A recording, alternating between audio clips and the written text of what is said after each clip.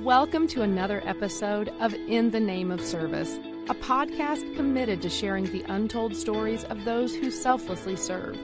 Each episode features an interview with men and women who have been called to a variety of service-focused roles, such as the military, law enforcement, ministry, volunteering, and more. You aren't likely to know the names of the individuals you meet here, but our hope is by the end of our time together, you'll not only know their stories, but possibly be inspired to write your own in some way. Humble in nature, but strong in character, these everyday men and women showcase what it is to truly be a servant. We're glad you're here. Now here's your host, Dr. Barb Thompson.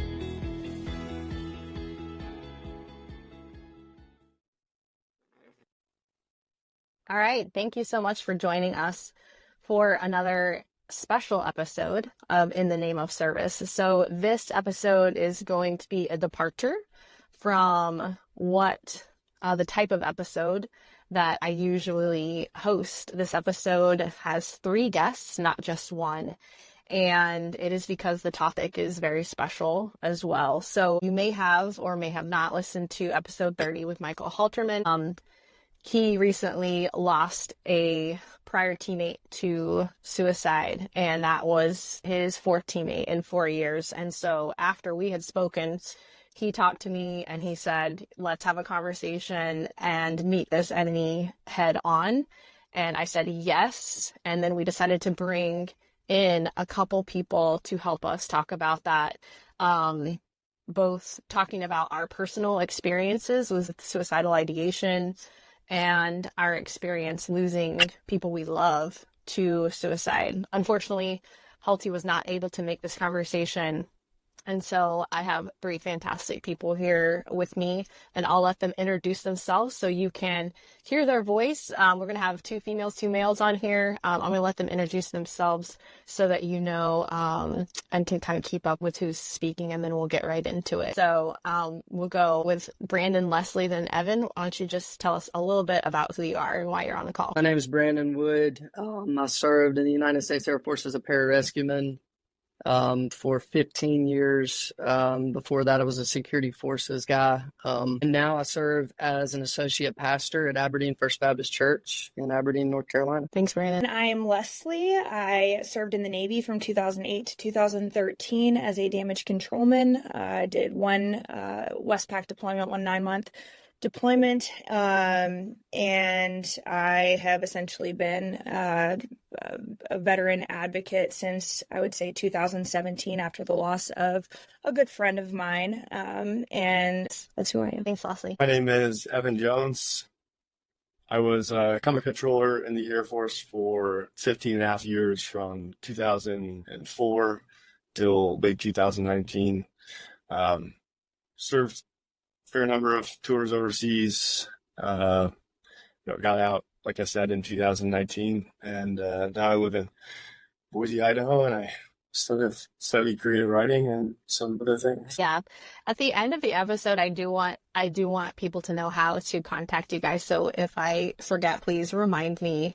I want them to know about Climb 4. I want them to know about Evan, your website, and all of the things that you're authoring, the pieces that you're authoring, so that people can read them and be encouraged by them. So this is not an easy topic to broach, but essentially what has transpired and led to this conversation, you heard about Halty losing a teammate. That very same week, Leslie lost someone that she loves. That very same week, Evan lost someone that he loves to suicide. And so we are here with kind of the military mindset, meeting this enemy head on. And what we want to describe for you as the listener is the types of feelings, the types of thoughts, the things that this specific enemy uses to get us to a point where we're having those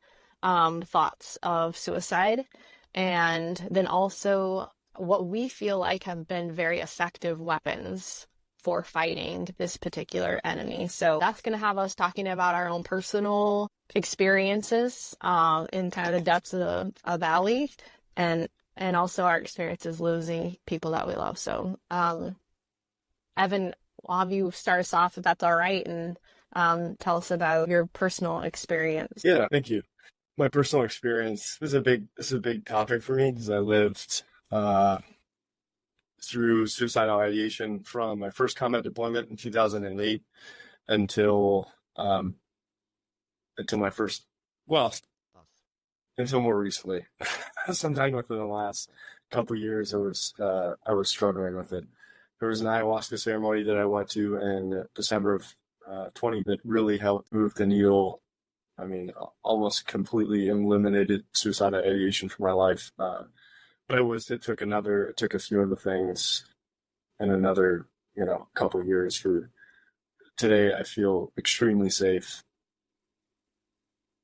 It's just, I don't want to say it's not a thought, but it's almost, it's just not there, like the pressure isn't there. Compared to back into where I was on a combat mission. I was involved in the death of most of the family, like half of the family, to include an infant, and I dropped 2,000-pound bombs on a house on a compound, and it ended up killing, most everybody in that compound.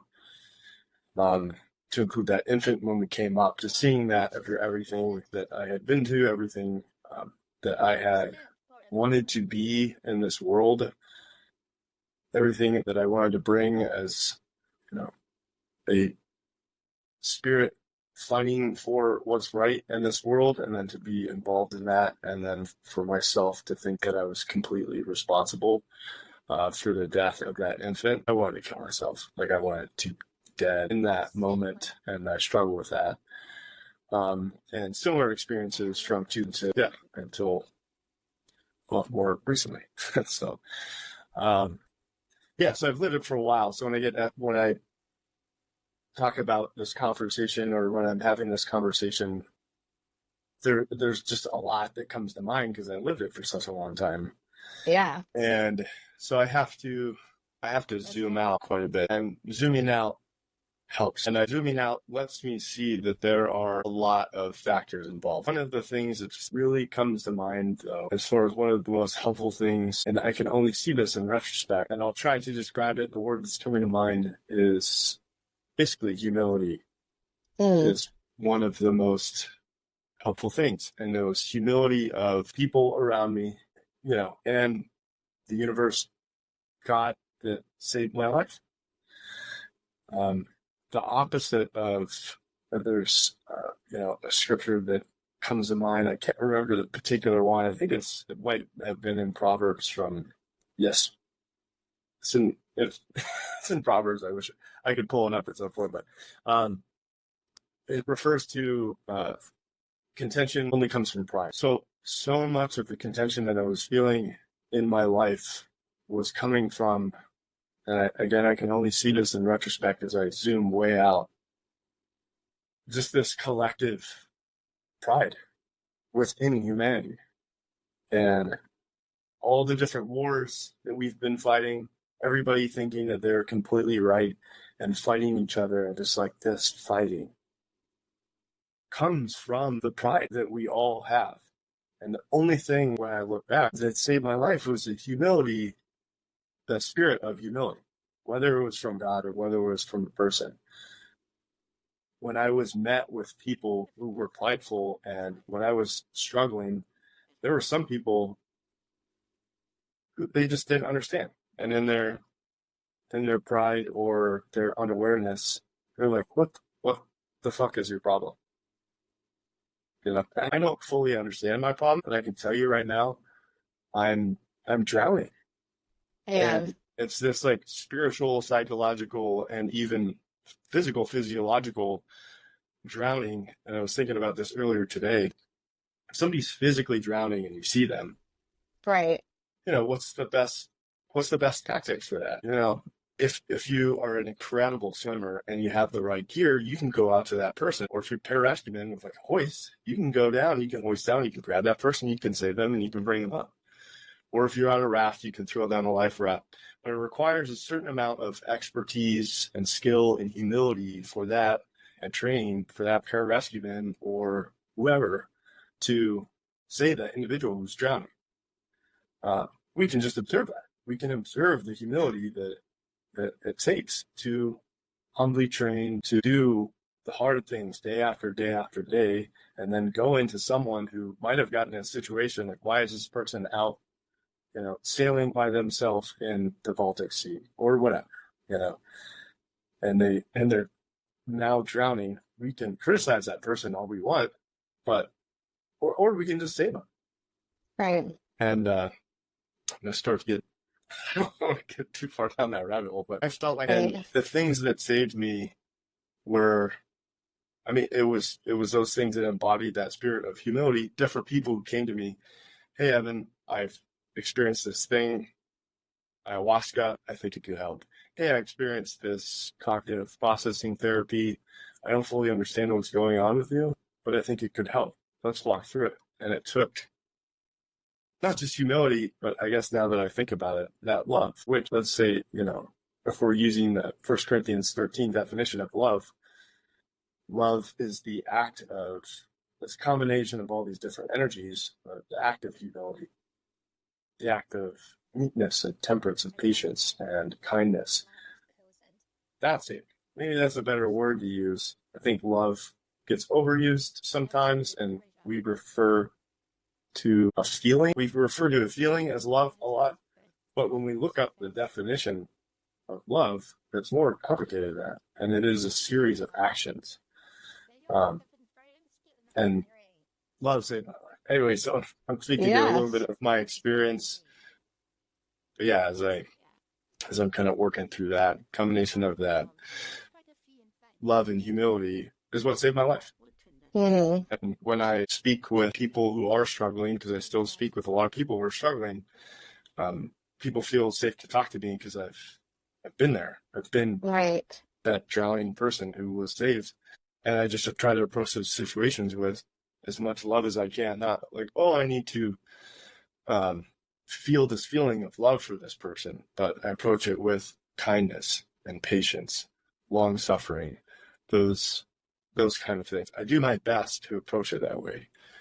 A belief in what they're saying, believing in all things, and endurance, attempting to approach it with endurance and those different elements. So I'll get off my soapbox. Yeah, and we're going to hear from Brandon and Leslie as well, but I do have one question for you, because you continued to deploy. You have like 15, like a crazy number of deployments. Like, you were still operating at a really high level, but yet you were carrying this the whole time. You mentioned it feels like drowning. Like, how did you do that? I don't know.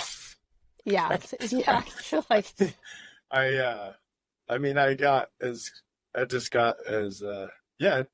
almost killed me. There was this, what comes to mind, it's interesting, I don't know how accurate this is, but it's just coming to mind, is there was a certain level of unconsciousness that I was just operating in a certain level of unconsciousness, sort of like that head down, I am rocking in this direction, and I'm going to rock in this direction until I am dead. Yeah. That's what I was doing. And it's like, why are you walking that way with all that weight? And then I was like, I don't know, man. But this is the way that I am going. And why are you carrying all that weight? I don't know. What's in there? I don't know. That's a lot of stuff. Right, yeah. So I don't know. Looking back, whichever word you prefer to use, the God, the universe, the all that is, that spirit gave me all of that, and I have that experience now, and I'm incredibly grateful for it, because I can hopefully help people heal. Hopefully I can help people take things out of their luck. I can help them find a new direction if they want to go a new direction. I can use I can speak about the tools that saved my life. Right. Yep. And hopefully, save other people's lives, and ideally make the world a slightly more peaceful place by the time it's time for me to go. Yeah. You know, when you're drowning, you're just, all you can think about is your next breath. So it is like right now you're thinking, oh, you know, to think about this experience, I really have to back up. You know, I have to get like the bird's eye view, and then I can kind of conceptualize these different things. But when you're just trying to survive, that isn't the way that you're thinking. And so it took someone outside of you it took something and someone, you know, outside of you to say, like, here's what's going on. Like, just walk over this way and take this off, right? So I think that is one strategy, just that, like, or one tactic of this particular enemy is that they get you alone.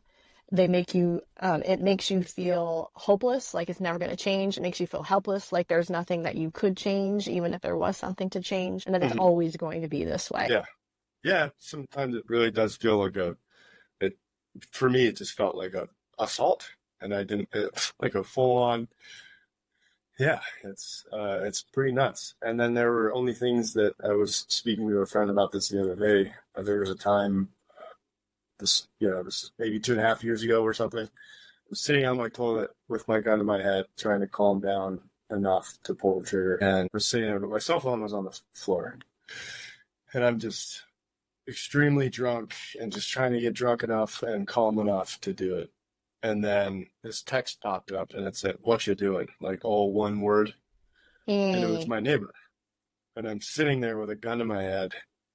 And then, like, that's it. Like, that text saved my life. And that was the only thing. Like, I was right there. And, you know, I didn't ask her to send that text like that. I was like, by the grace of God. Yes. This text came in and pulled me out of it. Yeah. Then I'm like trying to answer this question, like, what do I say to that? I'm sitting on my toilet with a gun in my head. And it was nuts, but it saved my life. So that one text, that one person just reaching out, not in any kind of crazy way, but just with a "what you doing" text.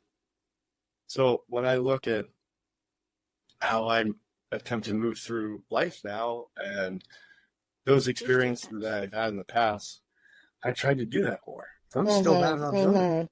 Like, there are teachers that I've met now. They make that a part of their daily practice. They reach out to someone they haven't reached out to in a long time every day. They do that. They incorporate that in their life. And more of us are starting to hear about those tactics. And those are the kinds of things that are going to start saving more people's lives. It's not, you know, I've vented about people doing push-ups on website that, you know, can help to a certain level.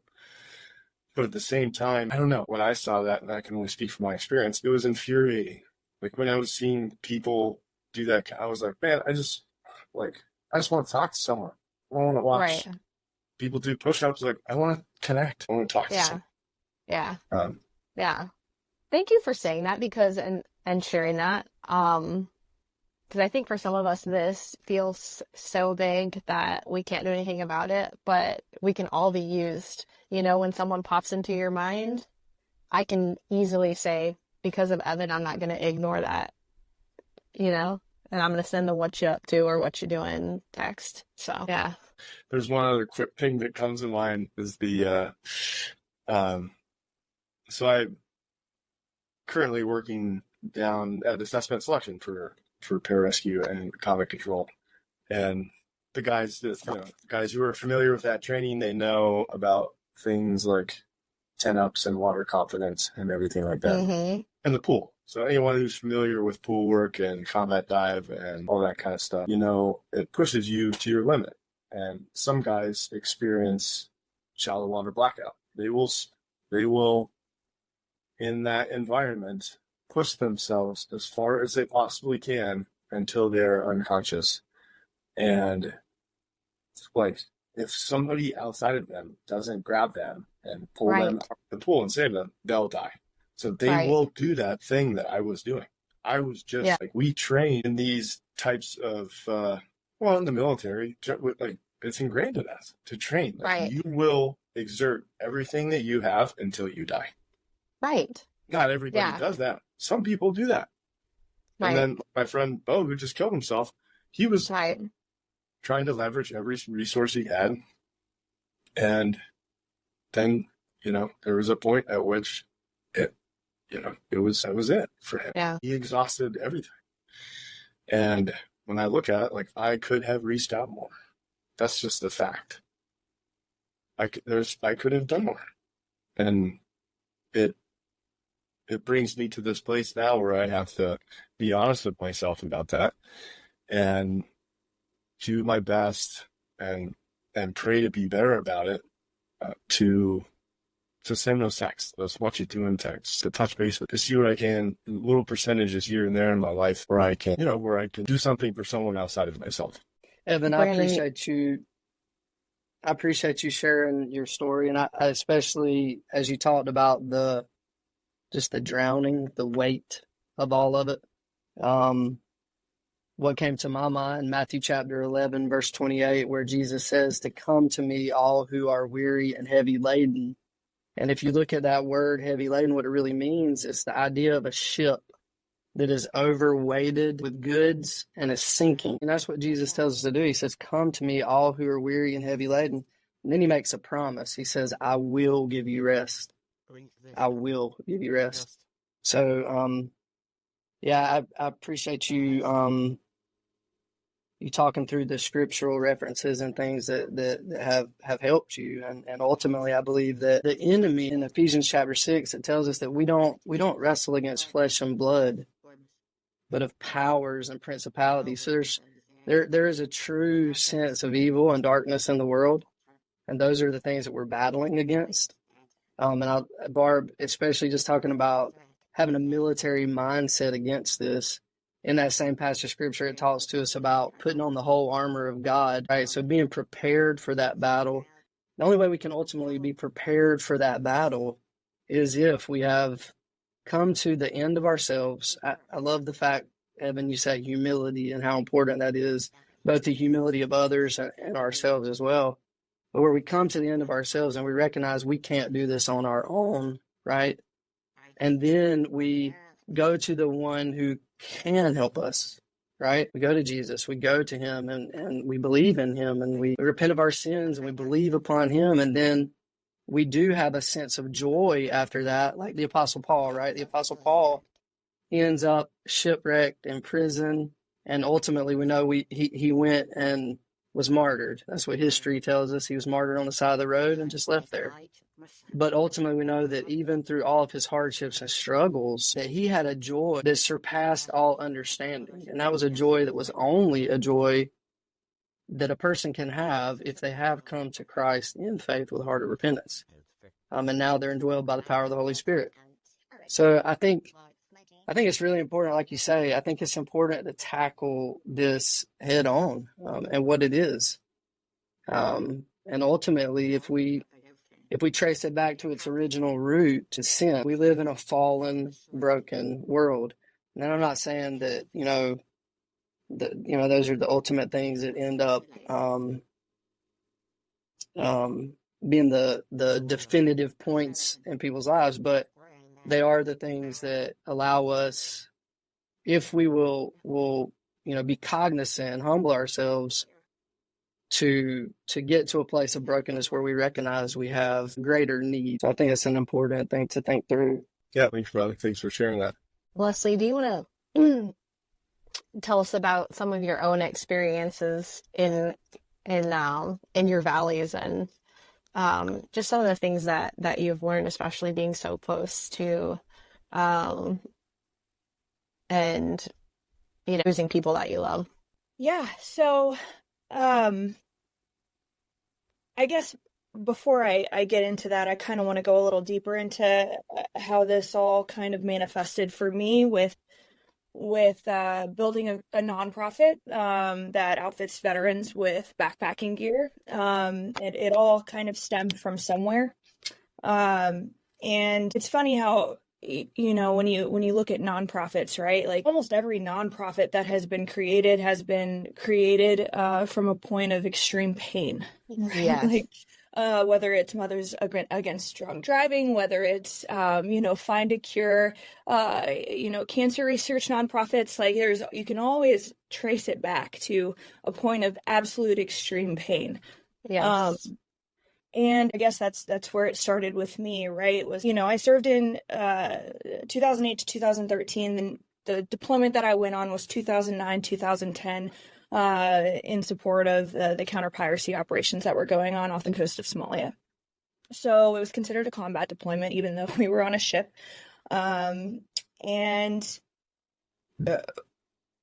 Without getting too deep into the hardships that kind of went untreated, I learned very quickly the evil that lingers in the corners of this world, both from the enemies that we are facing and that we're at war with, and Right. And our own people.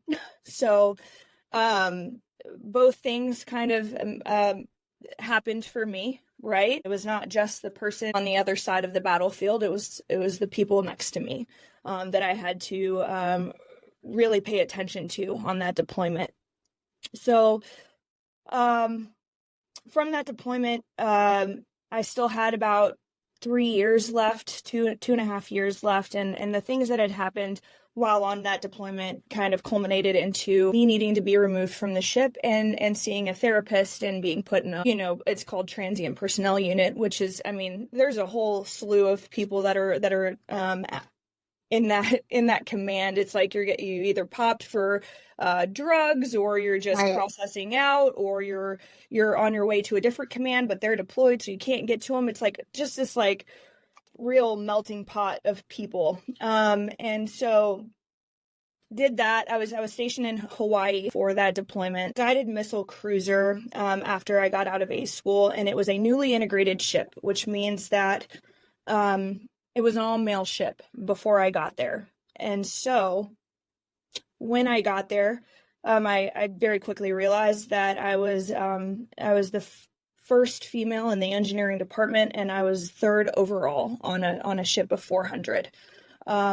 So that, in combination with, I was raised Roman Catholic. I went to an all-girl Catholic high school. I joined right after high school. I had no idea what I was getting myself into, what this meant. I had a high school sweetheart who treated me very well. Like, I thought that if you were nice to me, that meant you were nice to me. And I didn't know that it meant really anything else.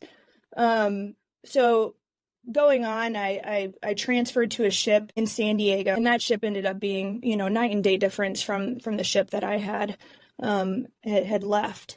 And still then, even when I was going through therapy at the transient personnel unit, I would like to go back to what you guys were saying. It was all pride, right? I'm fine.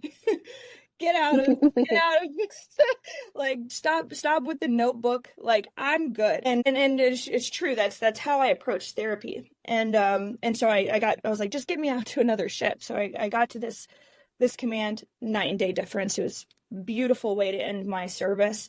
But then I get out in 2013 and didn't apply for disability. There was, I got out, I had already signed up to go to school, went to school in San Diego. And then that's kind of when self-medicating started kind of taking its form.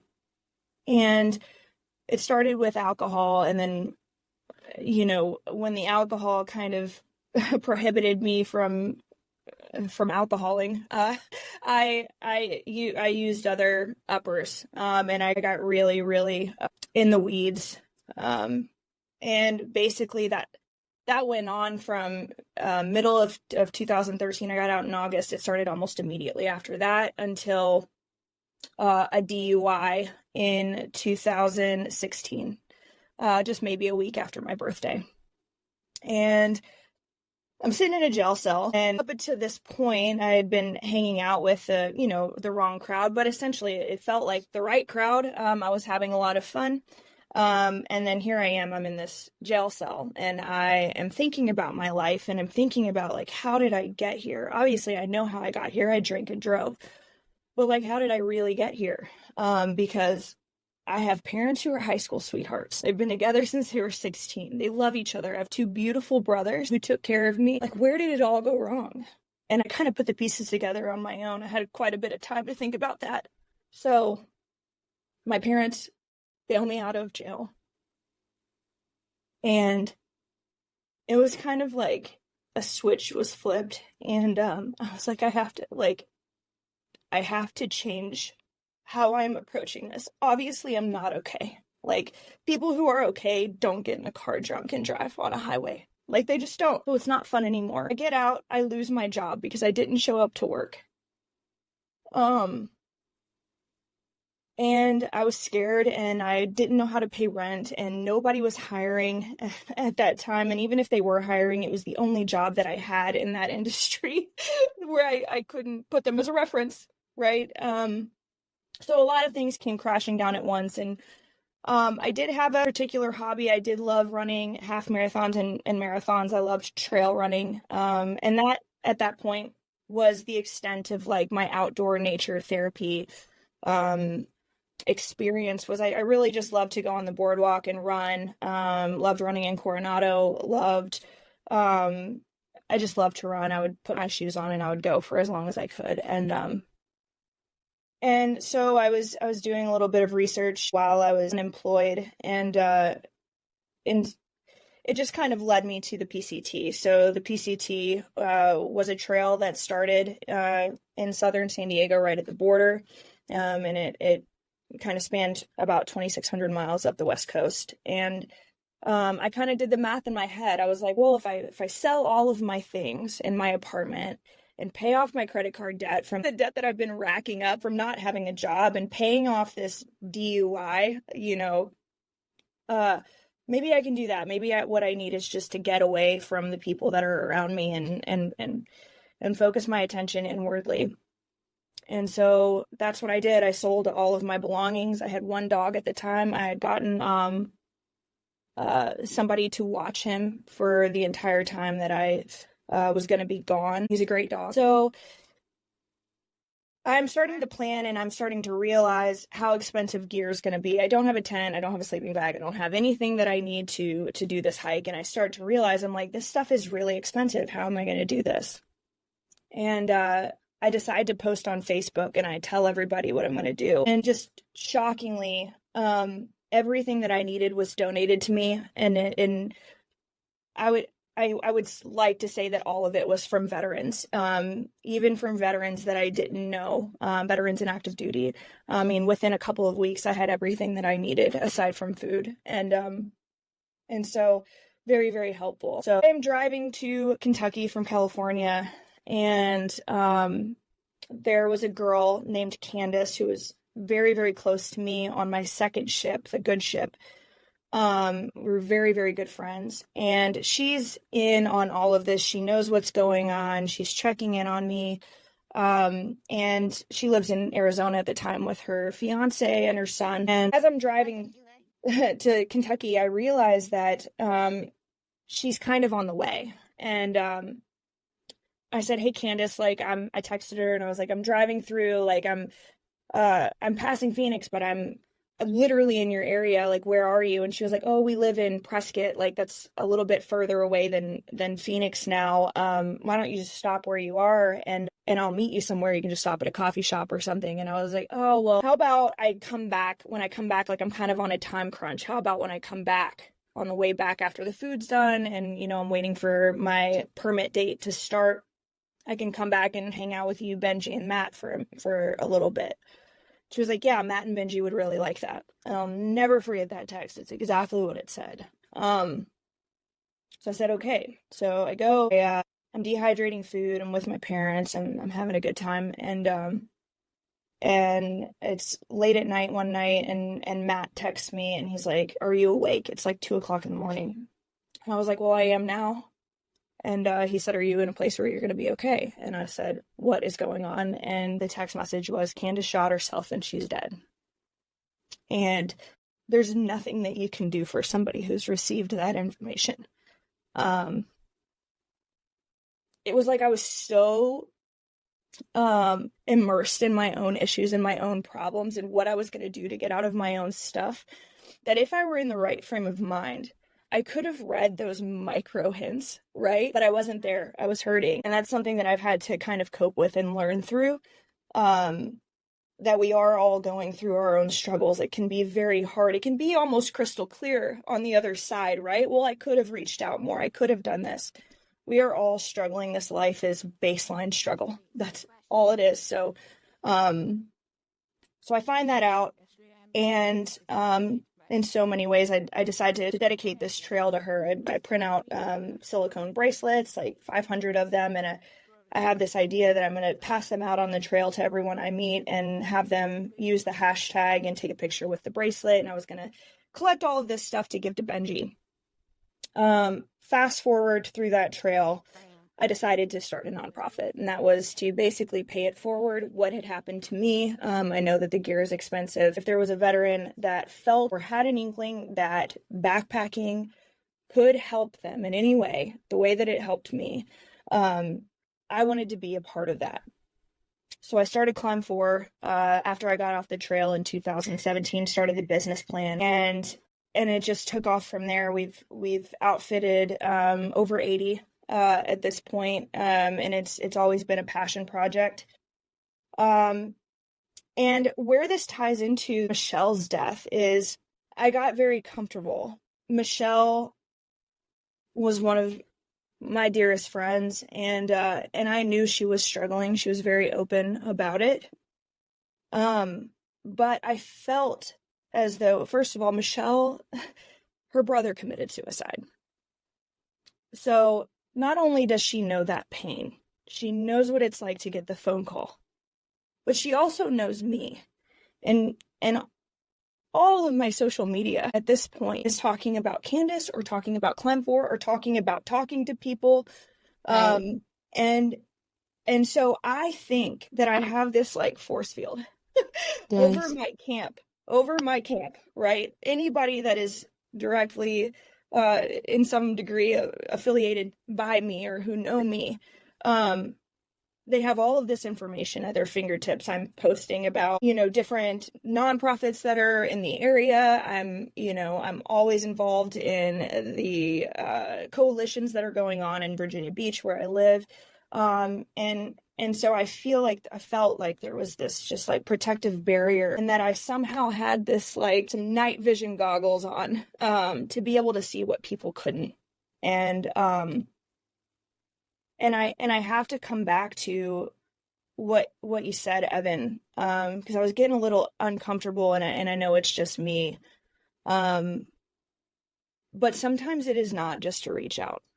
I was in contact with Michelle until the day she died, and I was begging her to let me see her. She lived in Arizona. What's crazy about both of these things is that both of these girls lived in Arizona, and they both died in January. So I begged her. The last text that I ever sent her was she had lost her job in December, right before Christmas, and we were planning a ski trip for January. And I said, okay, like, what's going on with the ski trip, And she said, I can't, I just lost my job. And I know that feeling. I know what that looks like and feels like. And so we started that conversation, and I was extremely attentive to her. And the last text that I sent in so many words were like, I wish I could just sit next to you. There's nothing that I can say to make you feel better about this. But I just wish I could sit with you in it. And I am flight away. You just tell me when to come. And then I found out on Instagram that she had passed away. So a very big legging company posted it very shortly after she had died, and there just wasn't enough information out about it. So I had received the information that it was posted. It wasn't even given to me by our close friends or anything. Like, I found out on a post. And what I have come to realize, I've done a lot of research on this. Like, I'm trying to understand all of this, and it brings me back to the hike to the PCT, right? So one of the biggest things that I learned was sometimes we just don't have the ability to see past the mood, right? Like things can feel so big and so overwhelming, and like we just need a little bit of time. And I watched this documentary once it was about the Golden Gate Bridge and how that is the deadliest bridge for suicide. And there was a gentleman on there that had survived his jump. Jumped off the Golden Gate Bridge and he survived. And one of the things that he said that I'll never forget is that the second that he jumped, he regretted it. Like the second his feet left the bridge, he was like, what have I done? And Michelle had also died by gunshot. And that's not something you can really come back from. It's pretty finite. And it's so important to understand that. And I really did start to understand it on the PCT. I remember, we're going through the Sierra Nevada mountain range.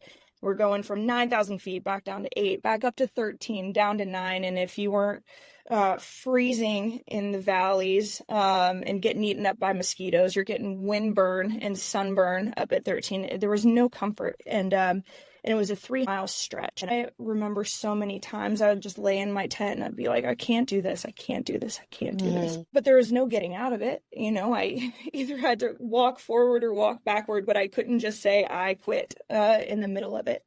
And that's the unique thing about suicide is that you can.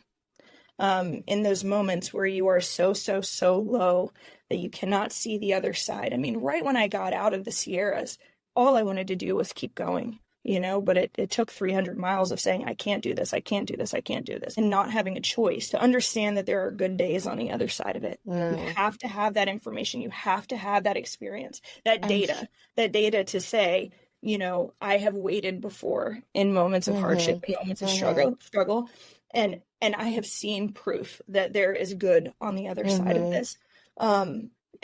And I think that is the most important thing. I'm a Christian. I believe in God, but I do believe that it's kind of like the pyramid of foods, right? You've got your meats, you've got your breads, dairy, fruits, vegetables.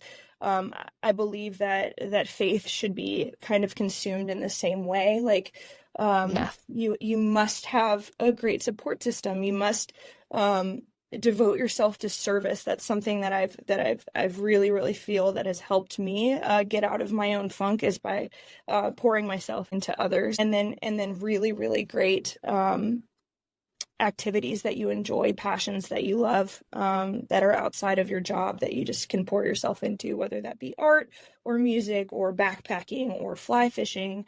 Those are all extremely important. So that was probably very long-winded. I have no idea how long I was talking. It doesn't matter.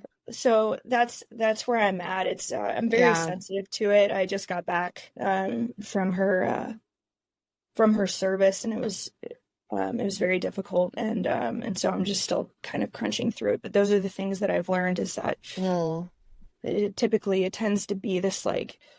Obviously, there's a gnawing pain that you deal with, like a baseline struggle that you deal with. But in those moments when you're saying, I'm going to do that, it happens in an instant. Right. Like in that moment, like you said, Evan, when you're on the toilet, like, and you've got the ammo and you've got the idea, like in those tiny seconds, like that's where the decision is made.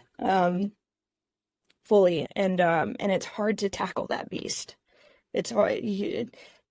I just posted about it. It's very difficult to win the race against those thoughts to your friend. So it's definitely a unique topic to cover because we have so much that we need to learn still. Yeah, thank you for that. Yeah, I haven't told anyone about this, especially not my professional life. In fact, when I was getting ready to leave school, trying to get like my pre-doctoral internship before I got my PhD, they have you interview with all these people. I ended up, of course, joining the Army, as most people know. And I wanted to write about my own experience with suicidal ideation and was encouraged not to. Like, no, that's too much. Like, like that's, people don't, they probably, if you want to help people, other people probably don't want to think of you as like being so broken. But I just think we're broken out of the box, you know? And so hope is always there. We don't ever have to feel like we are whole by ourselves, because we aren't. We're broken right out of the box. And my experience, I was 19, and for me, it was over. I had experienced just like pain, lots of struggle with broken relationships and really tough, financial circumstances, and pain now that I look back on, and I think like it was painful, but I have more and more perspective as I get older. In the moment, I knew the Lord, but I was not focused on the truth. What I was focused on were the thoughts that I was believing about myself. So the specific attacks were like, you're worthless, you have no value, there's nothing special about you, right? Like you could go on living, but you're not here for a specific purpose. And whatever you think that purpose is, it doesn't really matter. It's not that important. You don't really have a lot of control over where your life is going, so you might as well just give up. And by the way, you probably don't want to tell anyone what you're feeling, because then they might think a certain way about you. So for me, it was that I felt worthless and I was isolated. I didn't want to tell anyone about it because it felt like embarrassing, but that was the lie that I was believing, right? That wasn't the truth. The truth was, like, I had family and friends that loved me dearly, that would have stayed with me, talked with me until the end of days. And I actually went, but it happened when I was isolated. And I think that is a specific tactic of this specific enemy, is that it will isolate you, wait till you are alone and feel like you cannot contact anyone, and make you feel shame for wanting to, or guilt, whatever it may be. And that's just a tactic. That's not the truth. That is a tactic. That's a strategy, right? So I went to the movies. It was like on a spring break, my freshman year of college. I went to the movies that night with one of my best friends, and I knew like that night, you know what I mean? It was over for me, and I could not, and I'm struggling with this the whole time. I could not, she's right there. She's right next to me. Like I can reach out and touch her, and I knew she loved me, and I couldn't do it, right? Because I was believing lies.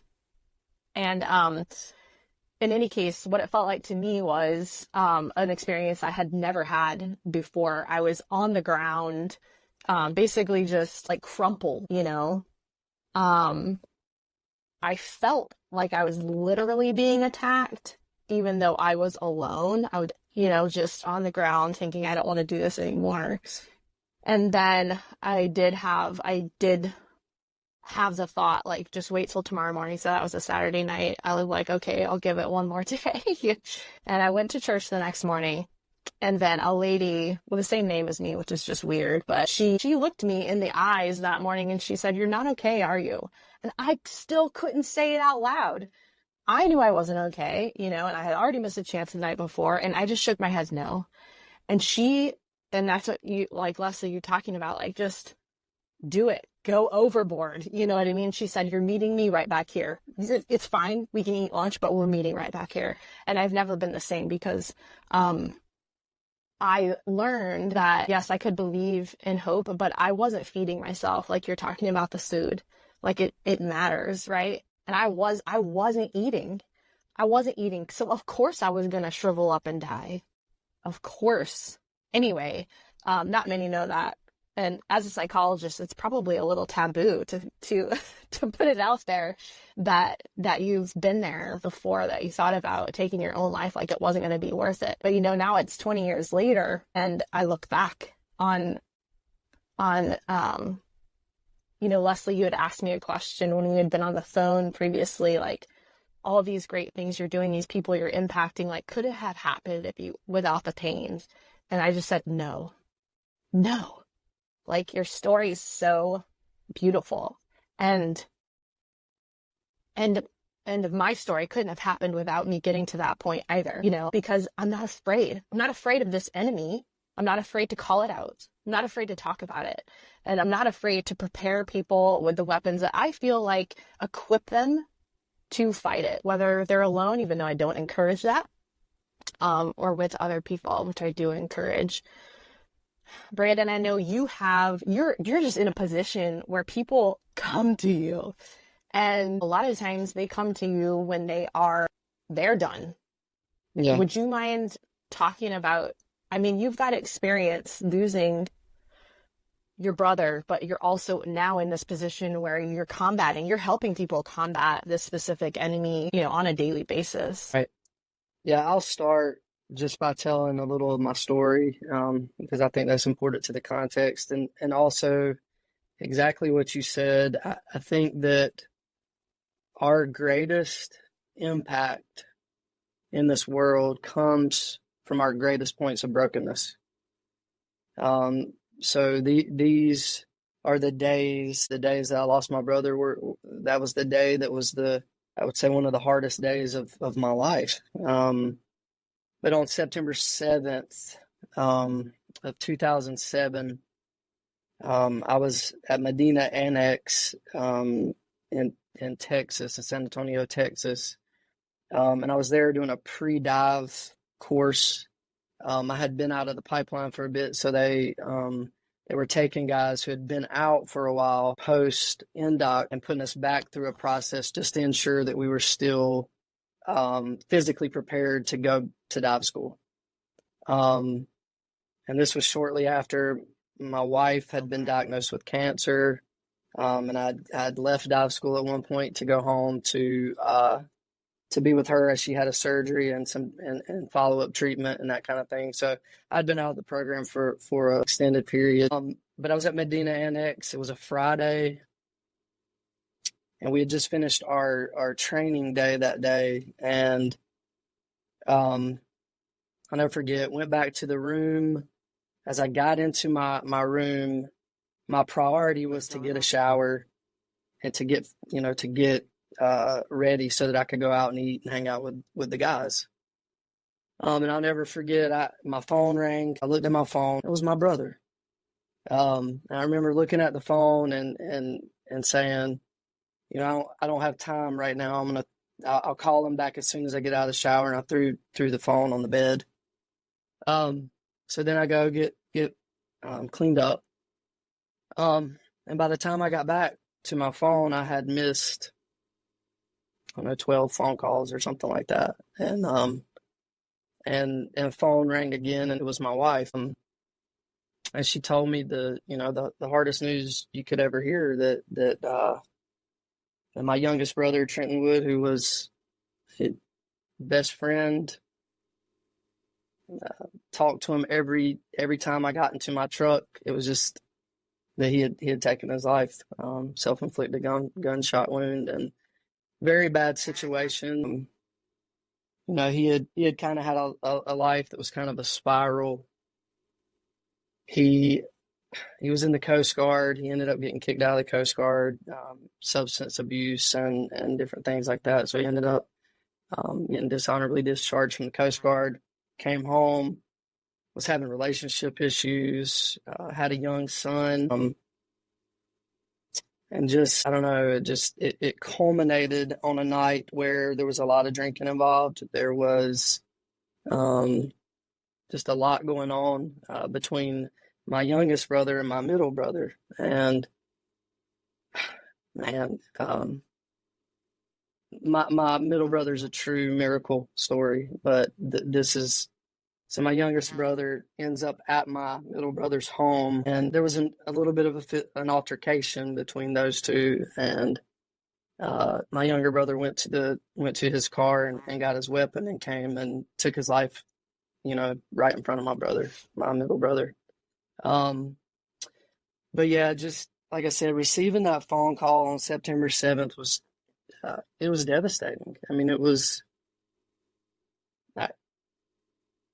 Leslie, you said it's like one of those moments where it's like there's really nothing in that moment that you're just grasping, trying to think through things and just kind of in a haze. I was fortunate that day. I had some great guys there with me. There was one of the pararescue instructors, Aaron Butler, strong believer in Christ. He was there. he responded to me in a very loving way. For pararescueman, he was there. He responded as well. And Ben White was a pararescueman who actually lost his life on Pedro 6-6. But both of those men were there with me, and were able to help me get plane tickets and get to the airport and do all the things I needed to do to get home. But yeah, so that was a very broken point. And then it wasn't many years later that my dad actually passed away. And he died from, I mean, he was heartbroken over the loss of my brother, and a lot of other things. And he also was a substance abuser and ended up taking too many sleeping pills one night. So anyway, a lot of tragedy. And that's why I say I truly believe that God, he utilizes people who have truly been broken. Steve Lawson, a pastor that I love, he says that to use a man greatly, God has to break a man greatly. So I believe that in our brokenness and in this heartache and these trials, that these are the greatest tools that we have to be able to help others. And Barb, like you said, there may be a stigma, but you're able to talk to people in a manner that other people can't because you understand, because you've been there. And I just think that's so important. That it's actually one of the reasons why I was called, that I recognized the call to ministry. One night I was reading a book for my undergraduate degree, and I was reading a chapter, and it was titled, and as I was reading this chapter and I was reading it, I was just like, God, I don't want to do this.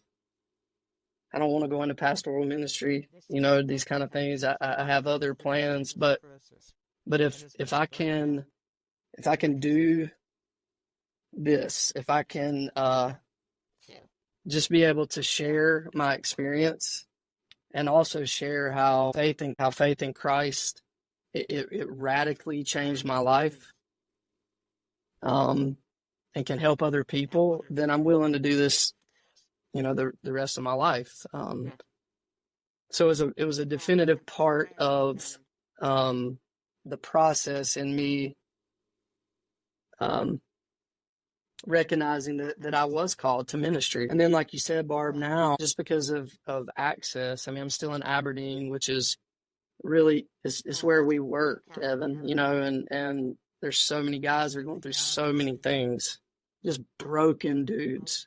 I mean, and by God's grace, our church has partnered with the unit, and there's the psych staff, the human performance folks. They use room here often to do marriage counseling, so it gives me a great opportunity to be able to talk to guys. And it's just like over and over and over, people are experiencing very similar things. And I think that's important. Barb, you said that I think that the disposition, the beginning disposition is brokenness. And it is because we live in a fallen, broken world, right? We live in a fallen, broken world. So that's the baseline. It is the disposition. And we are broken people that need this hole filled in our hearts. Blaise Pascal said it, I think, the best. He said that all of us have a God-shaped vacuum in our heart, and that we struggle and we try to fill it with all these other things, but it's never truly filled until we fill it with God through Jesus Christ. Now, we talked about this the other day. That does not mean that a Christian is immune from suicide. It doesn't mean that in any way, shape, or form, because it's just, again, we live in a broken world, and sometimes people do. You just get to the point where you feel like there's no other way.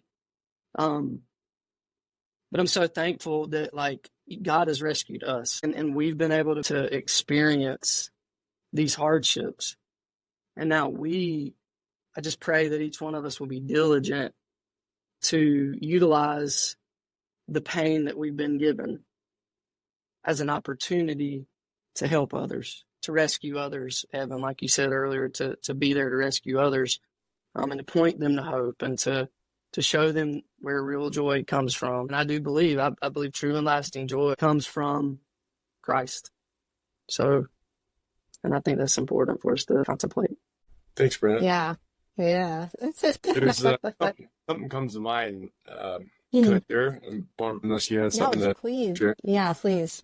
It's funny because what's coming to mind is this conversation that was, and I don't know if Brandon remembers this, but this conversation that we were having in a van or in a van down by the river. And this on the way up to, we're going to Virginia or DC, we're going to the beach or something. And for those of you who haven't met Brandon out there, he's just, and I'm not flattering him, right? And he's just a really good dude. He's just Thank you, brother. really humble dude, and one of my favorite people that I tend to just love everybody now. So don't let your head too big there, Brandon. But you're talking about the stuff like you're talking about. This was back in maybe 2000 or something, and you're talking about Jesus Christ, and I was like trying to get it, and I was like, dude, I don't get it.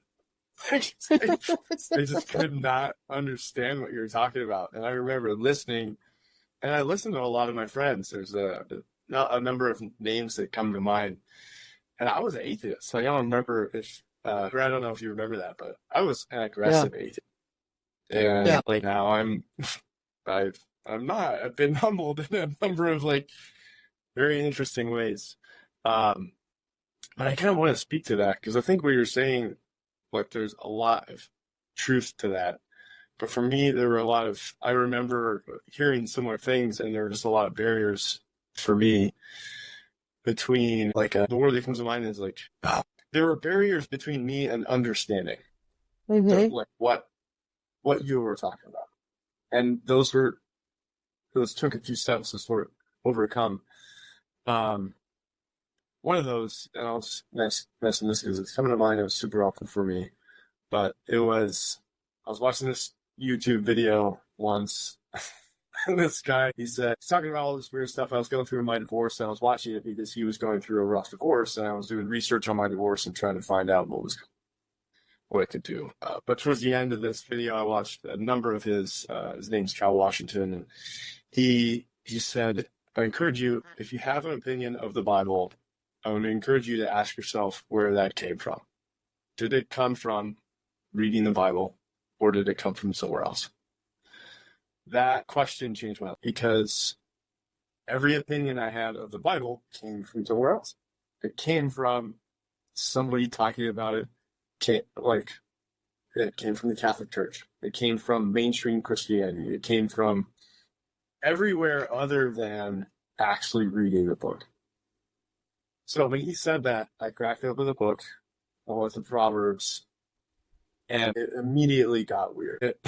So I just encourage people who are struggling with things out there, when we talk about humility and stuff like that, just entertain a slight amount of humility, crack it open, and just look.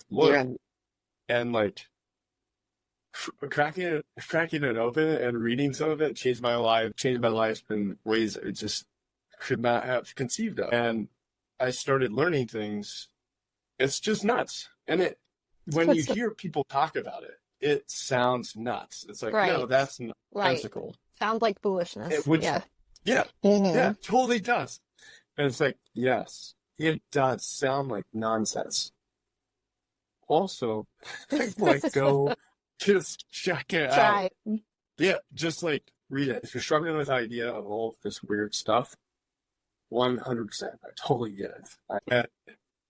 And also, if you're curious about it, check it out. I think you're right. And I just want to say this about just that, like what you said with the scriptures changing your life. I have seen it over and over and over. So there's peace in that book.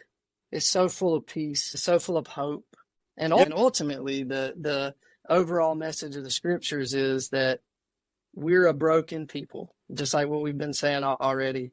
and Right. that God provided a way of salvation Right. for us in Christ. This is an ongoing conversation, but what I do hope is that through our own experiences, like already the listener, you know, 4 people who've been there, you're not alone. Yes. The thought that you are alone is a lie. The thought that you don't have any community that you belong to is a lie. Those are strategies, right, of this enemy.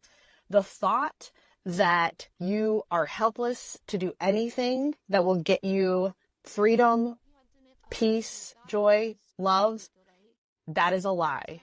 The thought that your life is worthless, that it has no purpose, that is a lie. And that is a strategy of this specific enemy. And for us, you've already heard us talk about the weapons that we've chosen to take up, you know, for our own struggles and our own battles. And it always involved other people, right? Like the use of other people. So you're combating that isolation and loneliness with community. And it's not a thought that you want. It's not what you want to do in the moment. It's just that if you recognize the enemy, then that's the weapon that you take up. We've talked about, you know, getting out in nature, like being reflective and prayerful. And we've talked about specific scriptures to feed our souls the truth that combat the lies of this particular enemy. So again, there's no great summation. I'm not going to do it justice. I'm just so thankful that like we've been able to have the conversation, honestly, and tell people where they can find you if they feel like, you know what, like what Brandon was saying makes sense. What Leslie was saying, like, I just need to hear from her. I need to talk to her. Or I want to hear from Evan. What's the best way to reach out to you guys? So you can reach me at brandon.wood12@gmail.com. That'd be the best way. And then if somebody has a need to meet or to talk or whatever, we can set that up. Okay. Thank you, Brandon. You can find me on LinkedIn at Leslie Irby. You can find me at Leslie at climb-4.org. You can find me on the Climb4 Instagram at climb__. Those are going to be the 3 main ways to get in touch with me, and I welcome all any conversation. Yes. Thank you. And you can find me, the best way would just be to go to evantjones.com. So EVAN and then P for Patrick, JONES.com. And then I have links to all of my social media stuff there. So LinkedIn, Instagram, YouTube, all that kind of stuff. And I've got a couple stories on there which you can check out. You can also send me messages through the website or through my LinkedIn or Instagram or any of that. So check those out for sure. This is something I find myself incredibly passionate about. I sincerely appreciate this conversation and thank you for setting this up. Absolutely. And Leslie, I liked how you mentioned just the fact that like the solution to this problem, that's not just one thing. It's not just sending a text. It's not, there's no simple answer. It's very, very multifaceted. And I think that's something that's important to remember too. Serious problem. There are a lot of things. I think about like METTC and OCOCA and stuff. yes. Like Yes. mission, Yes. mission analysis. If we're looking at this, if we have a mission, we're doing the analysis, and then we're looking at the enemy and looking at key terrain and all of the different factors involved. And yeah, in this fight against what seems to be this, that the terrain is vast. There's a lot that goes into this. But there are a lot of us here willing to help, ready to fight, combat this enemy and figure out what's going on. Thank you guys for your courage. And Absolutely. Thank you. Thank you.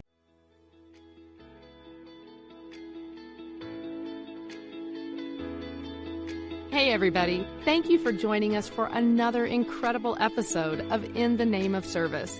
If you enjoyed today's episode, please like and subscribe. And of course, feel free to share with those you feel would like to be inspired. Have a difference maker in your life that you'd like to see featured? Reach out to Dr. Barb Thompson at inthenameofservice@gmail.com. We'll see you next time.